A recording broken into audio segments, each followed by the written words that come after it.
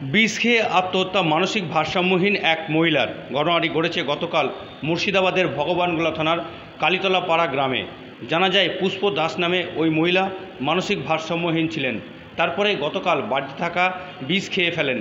তারপরেই পরিবারের সদস্যরা তাকে দেখতে পেয়ে তড়িঘড়ি সেখান থেকে উদ্ধার করে স্থানীয় হাসপাতালে চিকিৎসার পর মুর্শিদাবাদ মেডিকেল কলেজ হাসপাতালে নিয়ে এলে সেখানে চিকিৎসারত অবস্থায় গতকাল তার মৃত্যু হয়। তার মৃতদেহ আজ সকাল 10টা নাগাদ ময়নাতদন্তের জন্য পাঠানো হয় বহরমপুর মর্গে। আমাদের মা একটু মাথার ব্রেন শট ছিল। কি মেন্টাল ছিল নাকি? মেন্টাল ছিল ব্রেনটা। আচ্ছা, ওই কারণে খেয়ে গেছে। কবে খেয়েছিল বিষ? গতকাল সকাল 9:30 থেকে। আচ্ছা, বাড়ি কোথায়? ভগমলা থানা। ভগবানগোলা কোথায় বাড়ি? কালীতলা পাড়া গ্রাম। হ্যাঁ, কালীতলা পাড়া গ্রাম, ভগমলা থানা। কালীতলা পাড়া গ্রাম, তাই তো? হ্যাঁ। মানে বিষ কি বাড়িতেই ছিল নাকি? বিষ আমাদের মাঠে চাষ বসে খাই।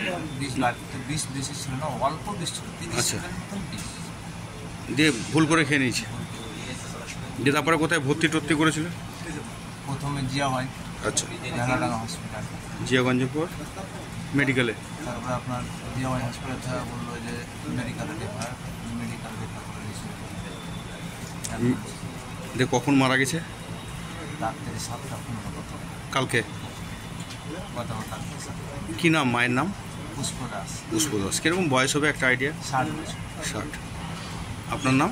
আমার নাম শুভজিৎ দাস, আমি ওনার ছেলে।